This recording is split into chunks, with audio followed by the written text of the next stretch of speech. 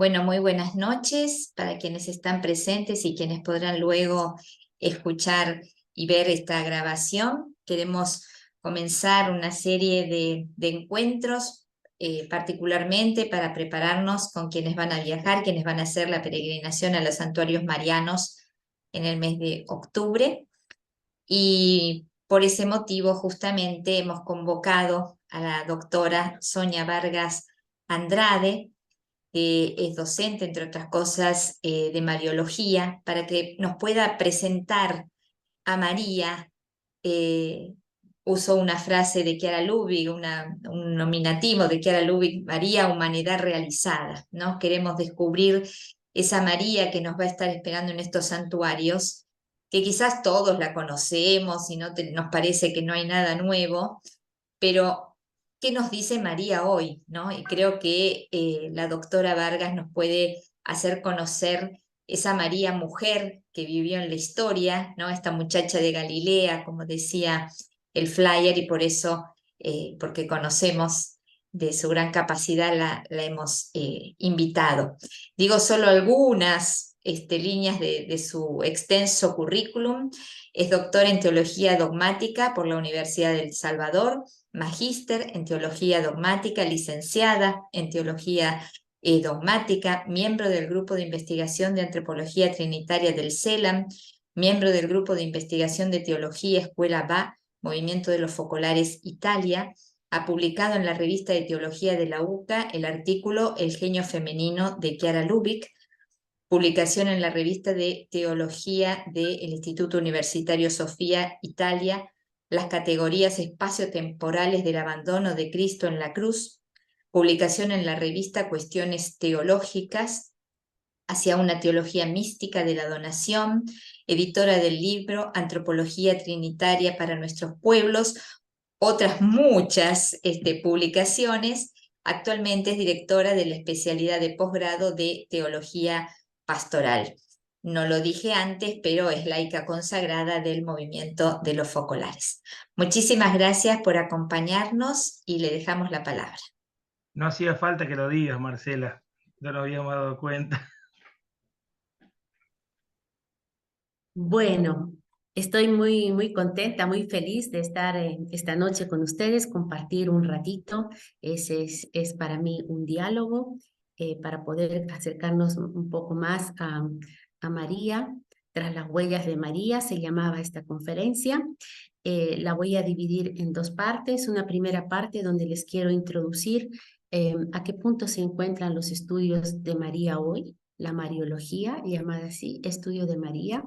Y luego la segunda parte donde vamos a adentrarnos a las fuentes de las cuales podemos saber algo de la vida de María y qué cosas nos dicen esas fuentes de ella, que hoy son actuales en nuestro vivir.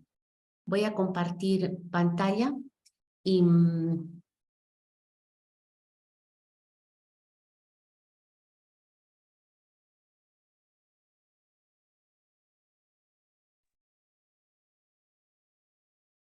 Sonia, la hemos perdido. Te hemos perdido por un momento. ¿Ahora me están? ¿Estoy? Sí, perfecto, sí. Bueno, entonces el estudio de María dentro de la teología ha sido en los últimos años entre dos como balanzas, entre la contestación y la renovación. Y vamos a ver de qué se trata ello. María, el estudio de María hasta los primeros siglos, los padres de la Iglesia que han escrito mucho sobre ella, hay un gran vacío hasta inicios del siglo XX, finales del siglo XIX. María queda como en la sombra, subsumida quizás en una religiosidad popular, pero sin un estudio sistemático sobre ella.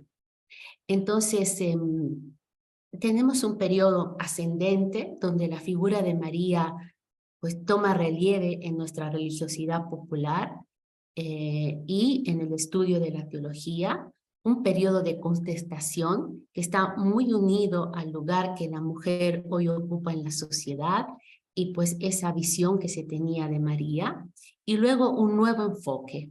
Es decir, en este momento nos encontramos en la etapa que la teología, la mariología llama nuevo enfoque. Bien, el periodo ascendente empieza en 1950, cuando se declara el dogma de la Asunción. Este dogma es particular porque no lo decide un concilio de obispos, sino el Opus Dei, la voz del pueblo. El pueblo pide el dogma de María. Dogma significa algo que realmente creemos. Entonces el pueblo cree y pide que María subió al cielo en cuerpo y alma. Y entonces en 1950 se declara ese dogma. Dogma que nos va a separar un poco de la iglesia oriental, toda la parte de Constantinopla, que va a sostener que María duerme. De hecho, ellos tienen una advocación a la dormición de María. Y María se durmió, como que no murió, durmió en un sueño eterno. Entonces, ahí se dan dos grandes diferencias en el mundo cristiano, digamos, nosotros con la Asunción de María como dogma y toda la parte oriental con la dormición de María. En 1954, 4 años después del dogma, el Papa declara un año dedicado a María.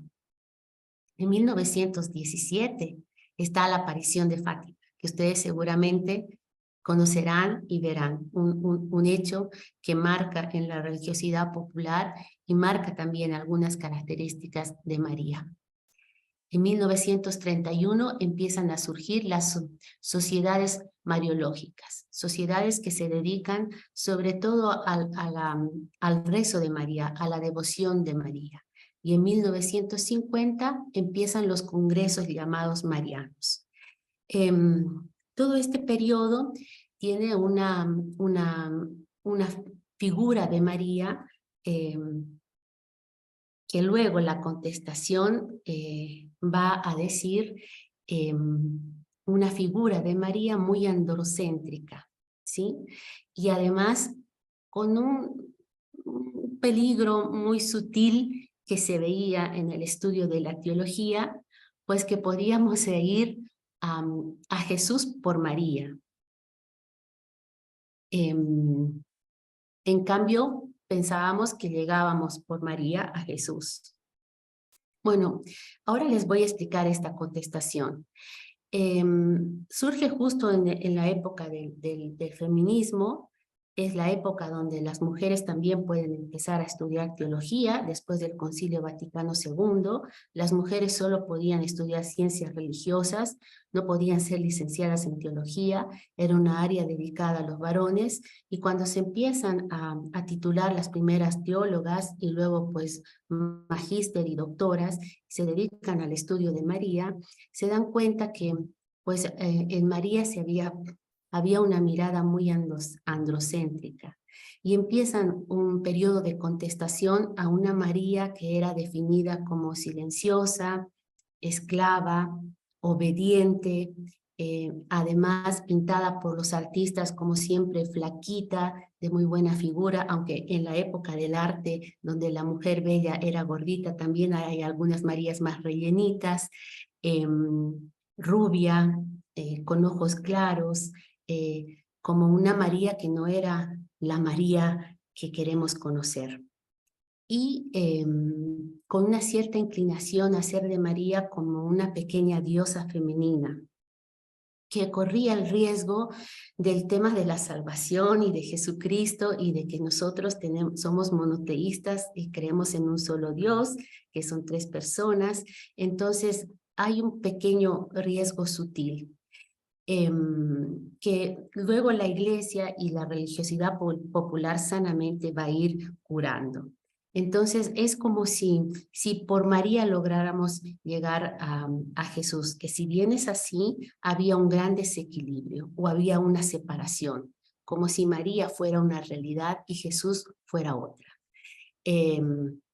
Y entonces este periodo de contestación es donde se hace la mayor producción de artículos y libros que tratan de ir a lo que dicen, vamos a Miriam de Galilea, porque el nombre de María en su idioma arameo es Miriam, y ella es de Nazaret, que es la provincia de Galilea.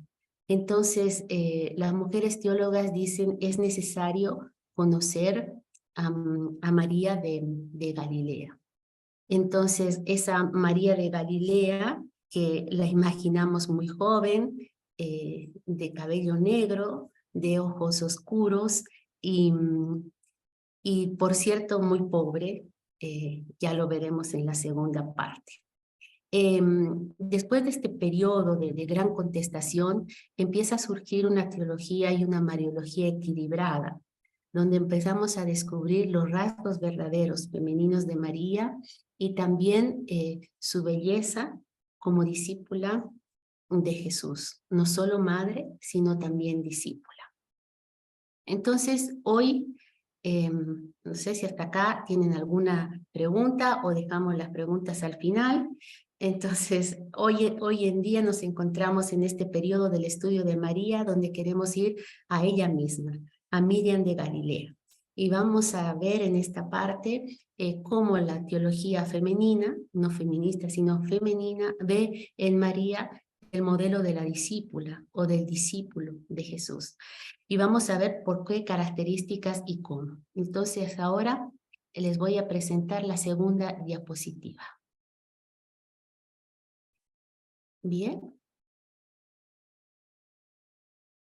Entonces, ahí tenemos tras las huellas de María, y entre las características de estas huellas de María están sus apariciones, ¿no? María como una discípula que sigue manifestando o revelándonos algo de Dios. Para creer es necesario conocer. Cuanto más conozco, más amo. En la Biblia el verbo conocer está siempre unido con el verbo amar. No sé si se recuerdan algún episodio del Antiguo Testamento donde se relata y la conoció como el momento de mayor expresión de la relación entre un esposo y una esposa. Ese momento de amor sublime en la Biblia lo define como y la conoció. Entonces, conocer es sinónimo de amar.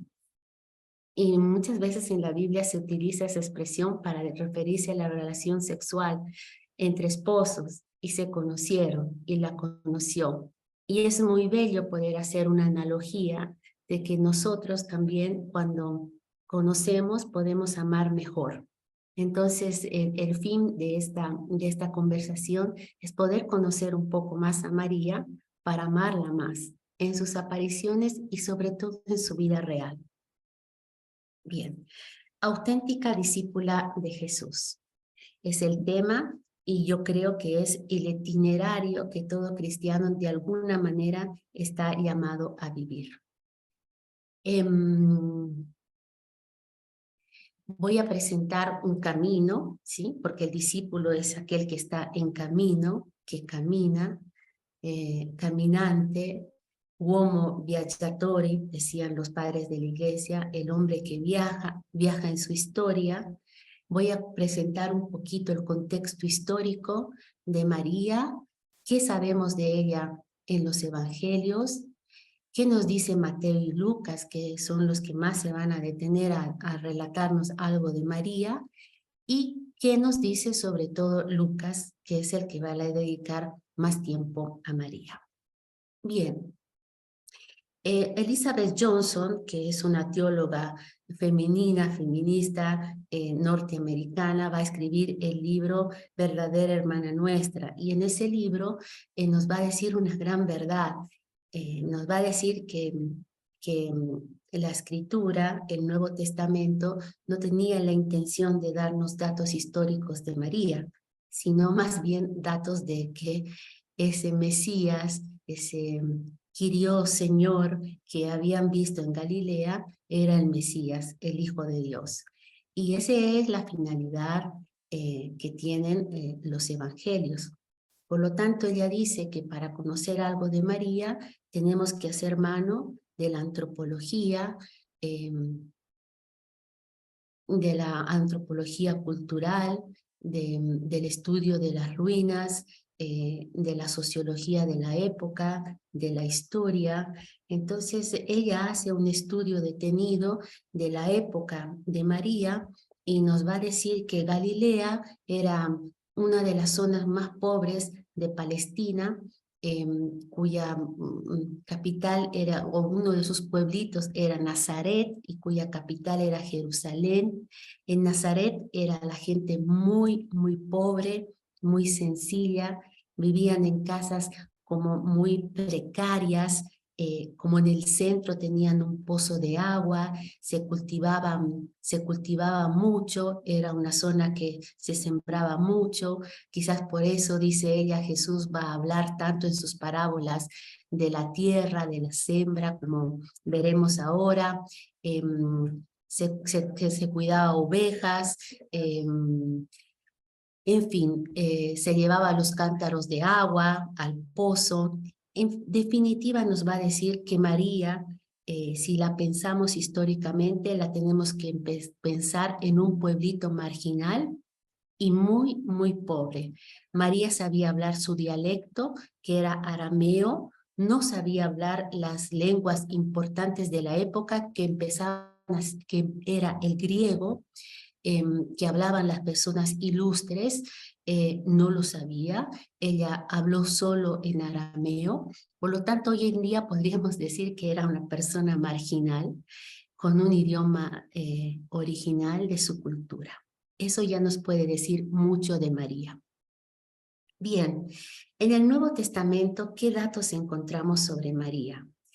Primero encontramos las cartas de Pablo, que son las primeras que se escriben en los años 50, cuando nosotros tenemos el Nuevo Testamento en nuestras manos y pensamos, ¿qué de todo esto se escribió primero? Lo primero que escribe es Pablo. Pablo, que es un gran apóstol y va a conquistar grandes comunidades, escribe. Y lo único que va a escribir Pablo es que Jesús dice, envió Dios a su Hijo nacido de mujer. Es el único dato que tenemos de Pablo, que es un gran dato. Uno diría, bueno, ¿qué novedad, digamos? Pues una gran novedad, porque significa que Dios se ha encarnado en una mujer, ¿sí? Se ha hecho carne en el cuerpo de una mujer, ha habitado el cuerpo de una mujer. Entonces, parece que Pablo da a la volada así una expresión como envió Dios a su Hijo, nacido de mujer. Sin embargo, nos está diciendo una cosa maravillosa, sobre todo del genio femenino, que es capaz de contener, no solo, digamos, en el alma, o en el corazón, en el espíritu a Dios, sino que lo contiene en sus entrañas. Y eso es bellísimo. Es algo que van a destacar mucho en la mariología actual. Marcos no nos da a dar muchos detalles. Marcos escribe más o menos en los años 83, 85 después de Cristo, ¿verdad? Que más o menos calculamos que fue su crucifixión en los años 35, 36. Entonces, 50 años después, Marcos va a escribir solamente un dato que nos va a decir que quizás algo de histórico sabemos, pero muy poquito. Es en Marcos 6:3, está Jesús intentando predicar y sus paisanos del lugar comentan, ¿no es este el carpintero, el hijo de María, el hermano de Santiago, de José, de Judas y de Simón? ¿Sí? Marcos no va a aclarar con exactitud si se trata de hermanos de sangre, hijastros o primos. Ahí tenemos un gran misterio de amor que todavía los exegetas tratan de comprender, pero Marcos nos va a decir solo eso. Imagínense, o sea, nos va a dar los nombres de los papás de Jesús, que si están en 3 evangelios, puede ser que realmente es histórico, ¿no? Es el principio de multiplicidad que llamamos. Cuando un hecho está en los 4 evangelios, tenemos como un porcentaje del 90% que realmente fue así. Cuando un hecho está en 3 evangelios, pues, tenemos un 80% de que de verdad fue así. Cuando un hecho está en un solo evangelio, puede ser que detrás de ese hecho el evangelista nos quiere anunciar una gran verdad. En este caso, en 3 evangelios, bueno, Juan también habla de María como madre de Jesús, así que, bueno, casi estamos seguros que de verdad el nombre de la mamá de Jesús fue Miriam, de Galilea María, y que su papá fue José. Son poquísimos datos, pero son enormes. No sabemos la edad, no sabemos más. Tenemos que ir a buscar a la antropología, a otras ciencias para enterarnos más detalles de la vida. Bien, Mateo y Lucas son los 2 evangelistas que se van a dedicar más a hablarnos de María y de José. Son los evangelios que se denomina en el estudio como los que relatan la infancia de Jesús. En realidad es una introducción que ellos quieren hacer a su evangelio. La infancia de Jesús es una introducción y que varía en cada uno, es distinta. Por lo tanto, no es un hecho histórico.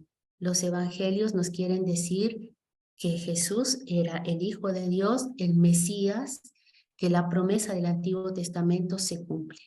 Entonces, Mateo es más bien de corte judío, por lo tanto, nosotros hoy podemos decir que la cultura judía era patriarcal, androcéntrica, donde la mujer no tenía valor. De hecho, la mujer no iba a la sinagoga, no podía leer la Torá. Se consideraba que una mujer estaba manchada en la época de su periodo menstrual, no podía tocar varón. Por lo tanto, toda una serie de ritos del pueblo judío que Mateo los va a demostrar muy bien. Por lo tanto, en Mateo es José el personaje más importante. Es a José que se le aparece el ángel en sueños y le relata que va a nacer Jesús. Es José el personaje más importante de esos relatos de infancia, ¿sí? Es mucho más rudo Mateo, porque va a poner también la muerte de los niños inocentes por Herodes, va a poner también a los magos, que no son reyes, pero nosotros no sé por qué los llamamos reyes, son simplemente magos. Entonces, Mateo nos va a dar poquísimos datos, pero sí nos va a confirmar que María estaba casada con un José, ¿sí? No nos va a dar mayores datos de edad ni de nada, ¿sí? Porque Mateo lo que quiere más bien es introducir a José como el descendiente del linaje de David, del cual iba a nacer el Mesías. Bien, en cambio Lucas se dice, se está estudiando que Lucas fue el discípulo de Pablo, por lo tanto su evangelio es tardío. Él tiene otra cultura, otra mirada sobre lo femenino, entonces le va a dar más relieve a María, ¿sí? Entonces, en Lucas, María es el personaje más importante en los relatos de la anunciación y del nacimiento de Jesús. Y luego vamos a ver cómo Lucas nos va a dar la posibilidad de seguir algunos pasos más sobre María. Bien, entonces nos hemos dado cuenta que los evangelios no son una biografía ni un diario sobre la vida de María, ni en la infancia, ni en la parte.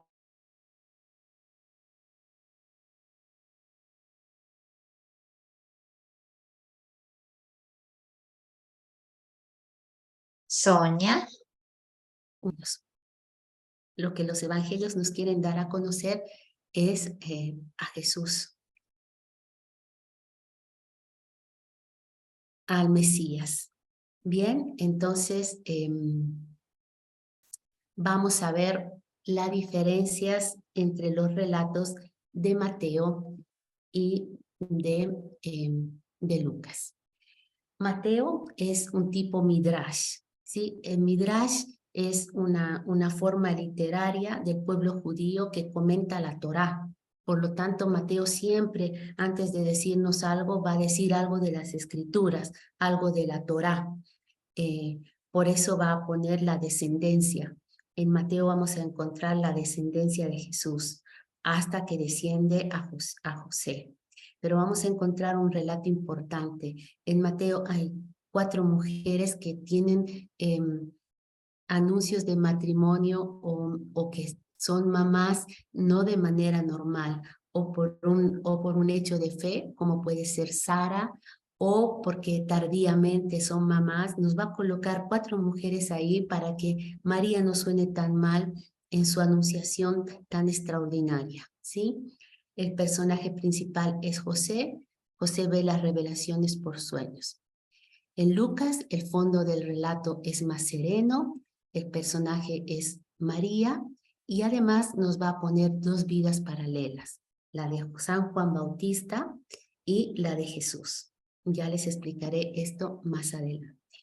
Bien, adentrémonos a lo poco que Lucas nos ha dicho, pero lo que podemos descubrir en Lucas. ¿Sí? Lucas es el evangelista del camino. Lucas va a poner siempre a Jesús caminando y va a poner también a María en camino, y eso es muy bello. La va a poner en camino, como una mujer que camina. Y caminar, ya hemos dicho, que es una característica del discípulo.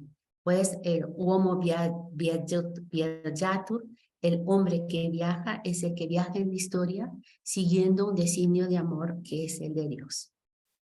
Bien, los verbos centrales de la anunciación van a ser escuchar, conversar, creer, vivenciar y discernir.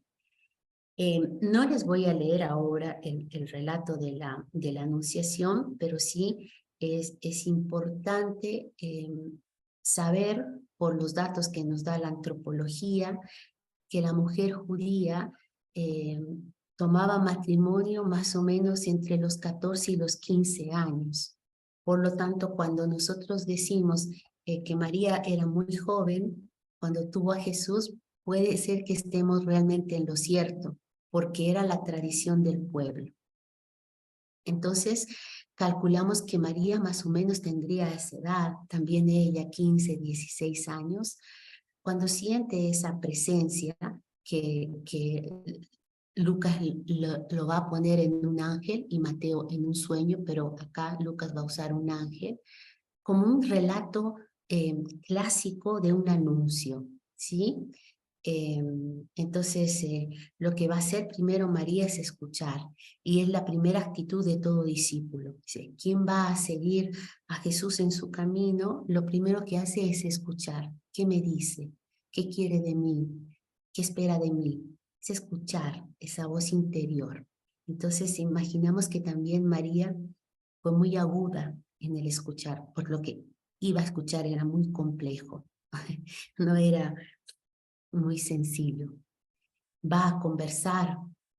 María es activa. Muchas veces la pensamos pasiva, pero ella se cuestiona, se asombra, se turba, pregunta. Eso muy bello. Luego va a creer, va a aceptar, va a vivir esa llamada, va a discernir en breves minutos y luego va a decir su sí final. Entonces, imaginamos a María en un momento bellísimo de manifestación de Dios, una epifanía, una manifestación de Dios que tiene un designio para ella, llevar en su vientre al Hijo de Dios. Como un Dios que se hace carne, es realmente una cosa inmensa, ¿no? Dios que está en mi vientre y que yo tengo que ir entendiendo con el tiempo. Eso es lo bello de María, no sabe las cosas de golpe. Ella va a ir comprendiendo con el tiempo, va a hacer el camino junto con Jesús. Jesús tampoco sabía todo lo que le iba a pasar. María tampoco. Bien. Entonces hemos visto que María tiene esos 3 momentos en la Anunciación. Va a preguntar cómo puede suceder esto si no conozco varón, porque Lucas quiere que se cumpla lo que estaba escrito en las Escrituras, que el Mesías iba a nacer de una mujer virgen. Por lo tanto, pone en los labios de María la pregunta, ¿sí? ¿Cómo puede suceder si no conozco? Ven que usa el verbo conocer. Si no conozco varón, ¿no? No tuve relaciones con ningún varón. Entonces es lindo, ¿no? Y la respuesta es: no temas, María, ¿no? El Espíritu Santo caerá sobre ti. Y la respuesta de María: hágase en mí según tu palabra, ¿no? Es una respuesta de disponibilidad. Y en este caso, como va a decir la teología femenina, no solo de disponibilidad del alma, sino también del cuerpo. Pues otro ser va a habitar en mí. Y por eso quizás la pregunta que toda mujer puede entender muy bien: ¿cómo va a habitar un nuevo ser en mi vientre si no conozco varón? Por lo tanto, María es muy aguda y muy sincera, y quizás allí está su pureza, su virginidad, no tanto en no haber conocido varón, sino en cuanto a preguntarse y cuestionarse por esa realidad. Bien. Lucas va a poner a María en camino, porque luego de la Anunciación la va a poner en camino a visitar a su prima Isabel, que también queda embarazada a destiempo, porque ya era mayor, no era tiempo para quedar embarazada. Y esto va a marcar en Lucas el tiempo nuevo. María anuncia lo nuevo, y Isabel está entre lo antiguo, el Antiguo Testamento todavía, y lo que viene de nuevo, ¿no? Entonces, la visita a Isabel, más que imaginarnos que la visitó, porque está en un solo evangelio, pues podemos pensar que la época del embarazo de María marca un tiempo nuevo. Y aunque sí hay otra embarazada contemporáneamente, digamos, todavía ese embarazo es del Antiguo Testamento. De hecho, Juan Bautista es el inicio de los dos testamentos, de Mateo y de Lucas. Va a marcar el fin del Antiguo Testamento y el inicio del Nuevo, ¿sí? Y es aquí, en este contexto, donde Lucas va a poner en la boca de María el Magnificat. Voy a hacer solo una acotación al Magnificat, un simple que muchos se han preguntado: cómo una mujer tan sencilla como María, que no conocía ni las telas lujosas que vestían las mujeres romanas de la época, sino vestía como harapos, como está ahí, como muy pobre, luego pues en nuestros altares es tan bella, tan elegante, con coronas, con aros, aretes, collares de perlas que nosotros sus fieles le regalamos, ¿no? Entonces, Mercedes Navarro y Clara Bingenberg hacen una lectura muy bella de esto y nos dicen pues que es el cumplimiento de la promesa de Dios, ¿no? Derribó de los tronos a los poderosos y elevó a los humildes. Entonces, estas dos mariólogas proponen que esas imágenes de María es como el humilde que es exaltado realmente en su belleza. Y a mí me pareció una lectura pues muy bella, porque cuando yo conocí la simplicidad de María, bueno, verla tan adornada me parecía, o tan lejana a la mujer de hoy, que me ayudó muchísimo a acercarme a esa María, ¿no? Y también a esa María que en sus apariciones se muestra tan bella, tan simple, pero nosotros siempre le vamos a agregar un plus: coronas, vestidos, capas, bellísimas. Pero esa es una lectura hermosa, ¿no? Es como la exaltación de los humildes, ¿no? Derribó a los tronos del poderoso y elevó a los humildes, ¿no? Ese relato, para cuando en su peregrinación la vean, pues traten de ir hacia Miriam de Nazaret. Es Lucas también el que va a relatar la presentación de Jesús al templo, que también en la época era la purificación de la mujer. Se hacían los dos ritos, se purificaba a la mujer por su embarazo y era la presentación de Jesús al templo. Es el único evangelio que nos dice que María y José hicieron eso. Imaginamos que puede ser verdad, porque era lo que se acostumbraba siempre, por lo tanto imaginamos que sí se hizo. Cómo, cuándo, con quién, son detalles muy, muy sutiles que no podemos saber. Pero sí, Mercedes Navarro va a dar una lectura muy bella a la frase que le dice Simeón: a ti mujer una a ti mujer una espada traspasará tu corazón. Como diciendo que la espada en la época era el símbolo que dividía como un enigma, ¿sí? Entre la verdad y el enigma, entre el misterio o esto, como una cuestión de justicia, como una decisión. Entonces, María va a estar siempre en una disyuntiva, en su camino de discípula, de comprender a su hijo, el Mesías, de comprenderlo, no solo de acompañarlo, sino de seguirlo. Y veremos cómo Lucas va a ser coherente con esta propuesta, ¿no? Entonces, el anuncio, por lo tanto, es un itinerario de María como discípula. Es muy bello que Lucas haya colocado esta frase de María. Bien. Uy. Hice algo, ¿no? Se fue mi diapositiva, ¿me siguen? Ahora sí, antes sí se veía. Un minutito.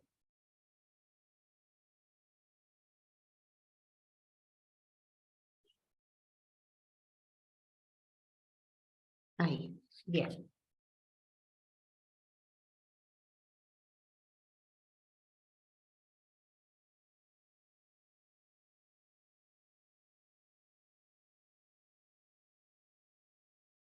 Yo hice algo que tengo que compartir de nuevo. Estabas compartiendo y otra vez la volviste a sacar, la estábamos viendo.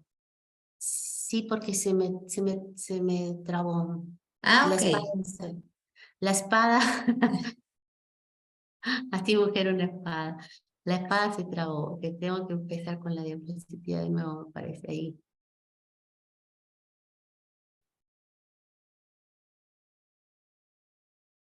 Ahí. Bien.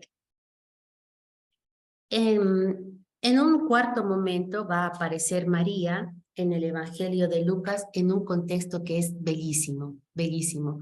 Jesús está hablando con sus discípulos y relata la parábola del sembrador, que ustedes conocen muy bien. La parábola del sembrador, que dice que un sembrador tira y la semilla cae entre espinas y cardos o en tierra no fértil y la semilla que cae en tierra fértil y produce frutos. Y bueno, es esa parábola que va a estar describiendo Jesús, y además los discípulos le van a preguntar qué significa, y luego Jesús va a explicar lo que significa la semilla, que es la palabra de Dios, y que ellos, sus discípulos, no solo conocen por palabras, sino conocen también la explicación de ese maestro. Y es en ese relato donde aparece el hecho de que María y los hermanos de Jesús lo vienen a buscar, y los discípulos le dicen: tu madre y tus hermanos te buscan.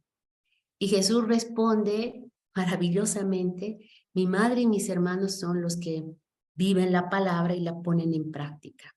O sea, maravillosa expresión de Lucas, porque la pone en un lugar a María de discípula, cosa que es revolucionario, porque en la época de Jesús solo los varones eran discípulos, las mujeres no seguían a los rabí. Jesús es revolucionario porque muchas mujeres lo siguen. De hecho, está María que se sienta a los pies de Jesús, no María, su mamá.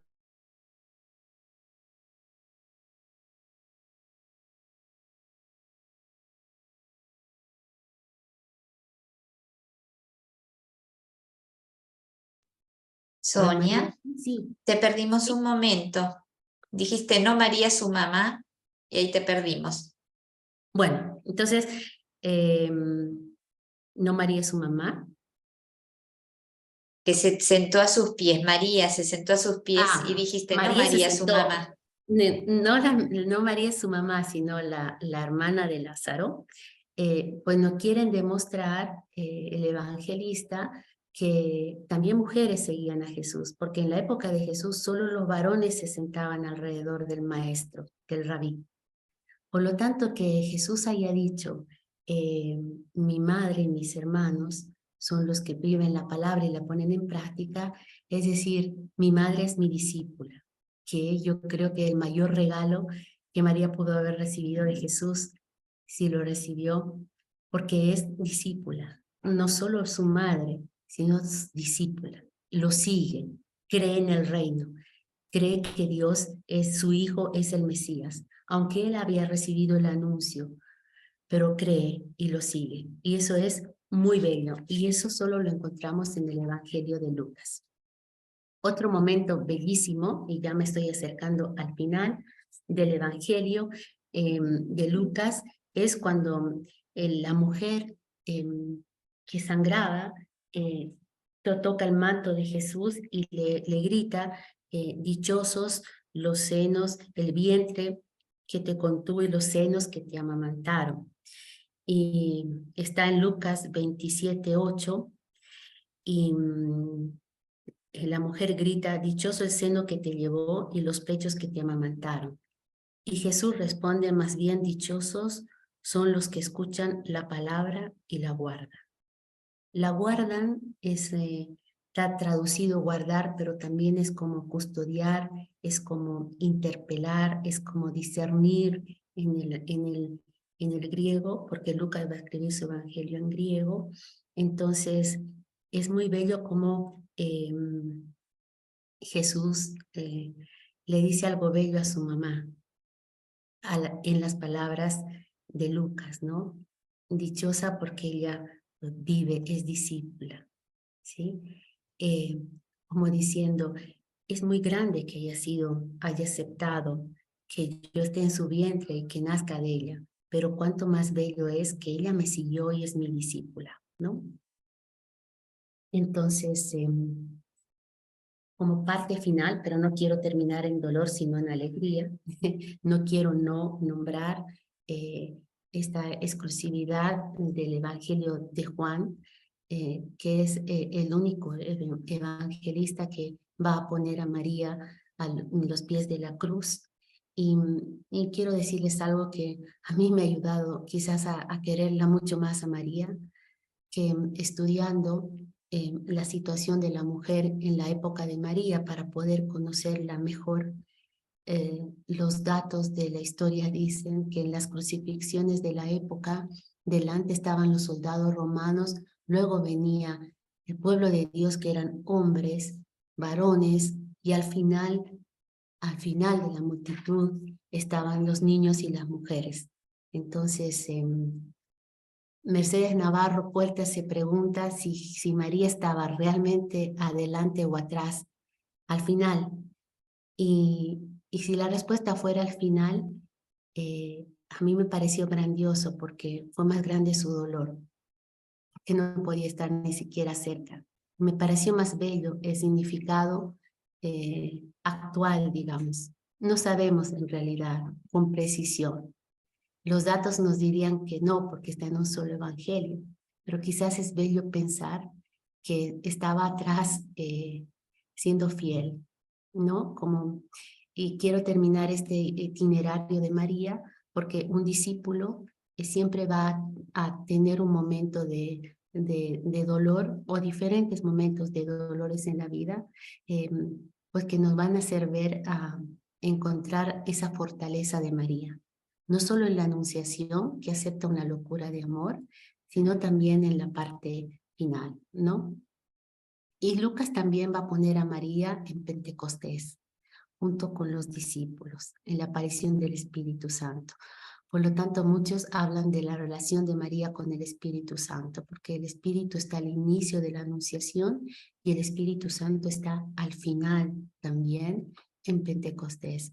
Y Lucas va a poner a María en ese evento de Pentecostés del Espíritu Santo, como reunida con los apóstoles, como un lugar muy privilegiado a María. Bueno, yo les deseo de todo corazón que cuando se encuentren con todas esas apariciones de María, dentro de su corazón traten de pensar a esta extraordinaria mujer, joven y valiente, sí, de la cual podemos aprender muchísimo, aunque sí sabemos poquísimo. Solo un dato que les quiero dar es que nuestra religiosidad popular está apoyada en un protoevangelio. ¿Qué significa? Un evangelio no canónico. Es el protoevangelio de Santiago. En ese protoevangelio se relata, por ejemplo, cuando uno ve a José que tiene la azucena, se relata que el rabí de la sinagoga pide a 12, un número simbólico, viudos de Nazaret, que se hagan cargo de la Virgen embarazada y pide un signo. Y en el bastón de José va a salir la azucena. Pero ese es un evangelio no canónico. Pero los grandes artistas se inspiraban en evangelios también que no eran canónicos. Porque lo que yo les he dicho de María es lo que realmente sabemos. El evangelio, el protoevangelio de Santiago está todo dedicado a María, pero no está reconocido. Pero no importa, lo importante es lo que podemos saber de ella y lo que hemos aprendido de ella hoy. Muchas gracias. No sé si tienen alguna pregunta.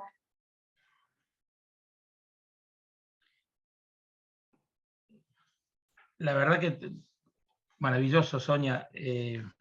Más que una pregunta, una enorme felicitación, un enorme agradecimiento y también una enorme disculpa, porque a veces uno las redes sociales no las maneja. Nosotros difundimos esta charla que sabíamos que iba a ser algo maravilloso y bueno, fuimos 12 en la participación. Agradezco a mis colegas del CEPLA que se sumaron y demás, que son agencias de viaje, que a todos nos interesa el tema.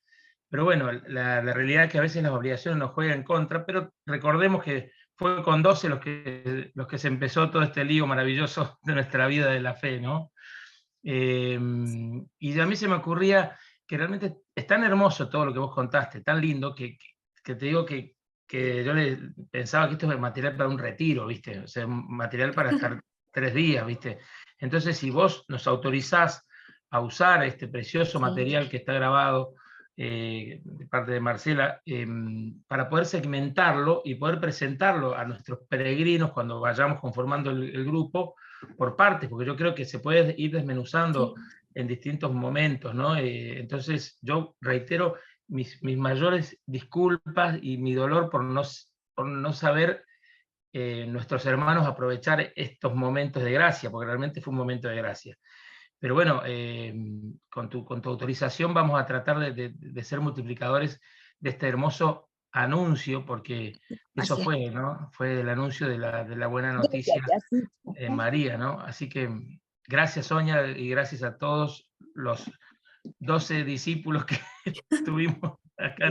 Bueno, 13 sobre el final. Está muy bien, muchas Hubo una gracias que a ustedes. desempató. Gracias, Sonia, felicitaciones, muy amable. Y Muchas si vos gracias. nos permitís con mucha humildad, Sí, nos cómo no, encantaría cómo no. convocarte nuevamente en algún momento para que tengamos una lista con gente que firme y ponga número de documentos y pague para escucharte. Muy bien, cómo no, con mucho Gracias, gusto. Sonia, muchas bendiciones.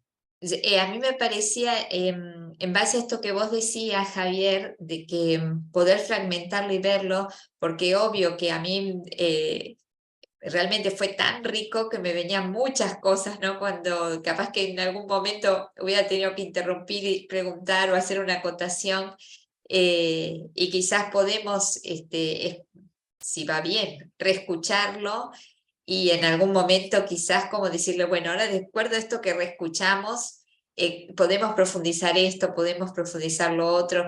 Yo digo solo el título de este libro que mencionaste que me encantó, María Hermana Nuestra, porque siempre hablamos de María, nuestra madre, y de golpe fue sentirla como al lado, ¿no? Sin querer uno siempre al pensar la madre y siempre la ves arriba de los altares, siempre está como arriba, y obviamente que lo está espiritualmente, más vale, pero digo, hermana nuestra te la hace todavía más cercana, ¿no? Entonces digo, bueno, creo que dijiste tantas cosas que personalmente yo también lo quiero reescuchar lentamente, tomar apuntes y, como decía Javier, quizás reconvocar para poder hacer una especie de diálogo, ¿no?